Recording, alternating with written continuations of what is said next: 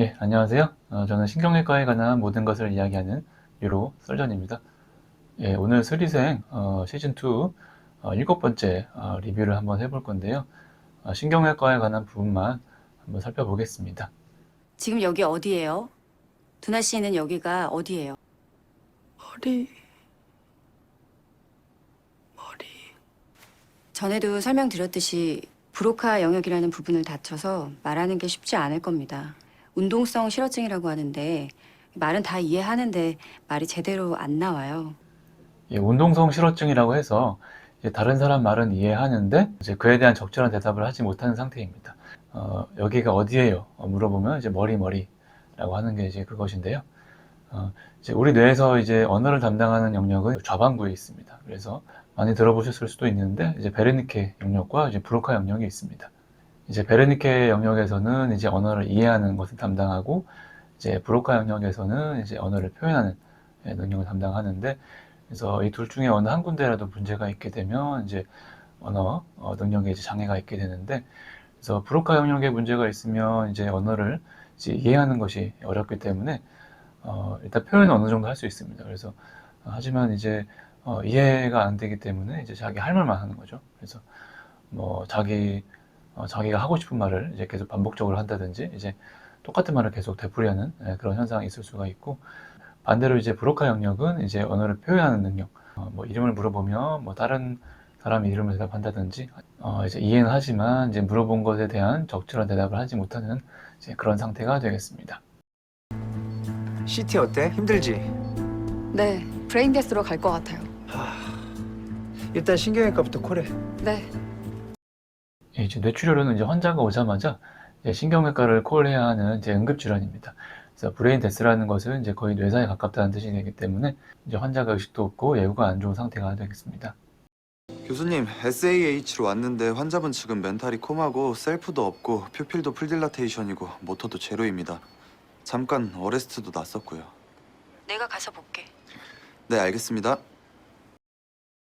예, 그리고 지주막하 출혈이라고 해서 이제 이전에 심장마비처럼 이제 급사할 수 있는 질환이라고 말씀을 드렸었는데, 이제 실제로 3분의 1이 그 자리에서 이제 돌아가실 수 있는 위험한 질환입니다. 그리고 3분의 1은 병원에 와서 치료를 받을 수는 있지만 예후가 안 좋게 되고, 나머지 3분의 1이 이제 치료를 받을 수 있는 그런 아주 예후가 안 좋은 그런 질환 중에 하나인데요.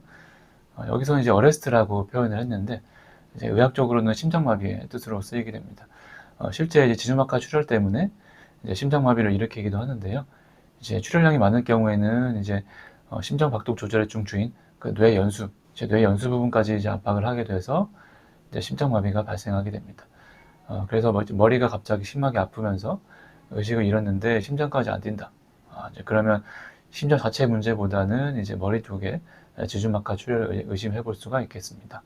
이 환자 같은 경우에는 이제 멘탈이 콤하고 퓨필이 풀 딜라테이션, 이제 모터도 제로, 이런 여러 가지 모든 뇌 기능이 떨어져 있는 상태이기 때문에 이제 뇌사로 추정되는 상태가 되겠습니다.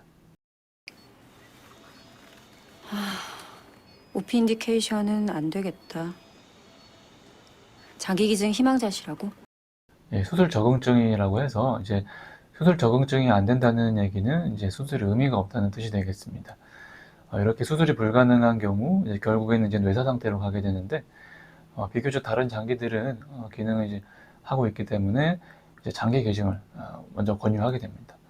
근데 법적으로 뇌사할 경우에는 이제 장기 기능 설명에 의무가 있기 때문에 보호자들한테 장기 기능 이제 원하시는지 물어봐야 됩니다.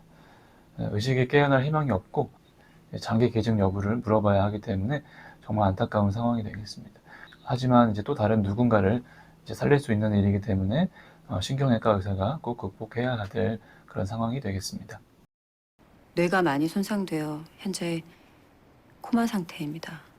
자발호흡도 없고 동공반사도 없는 뇌사 추정 상태입니다. 이렇게 진단받으면 보통 2주 내로 돌아가시게 됩니다. 이제 보호자들한테 설명할 때가 가장 어렵습니다.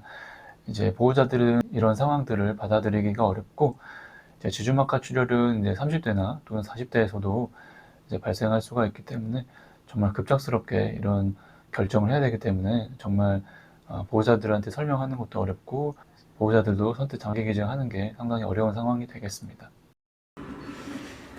아무래도 최정배 환자 트라키오스토미 해야 될 것 같아. PM에 협진 좀 내줘, 성형아. 예, 기관절개술이라고 해가지고 이제 의식이 없는 환자들에게 인공호흡기를 이제 오래 달고 있는 상황에서 시행하게 됩니다. 그래서 보통 2주 이상 인공호흡기를 가지고 있게 되면 이제 폐렴이 생기거나 또는 이제 기도 협착이 발생할 수가 있기 때문에 이제 기관절개술을 보통 권유를 하게 됩니다.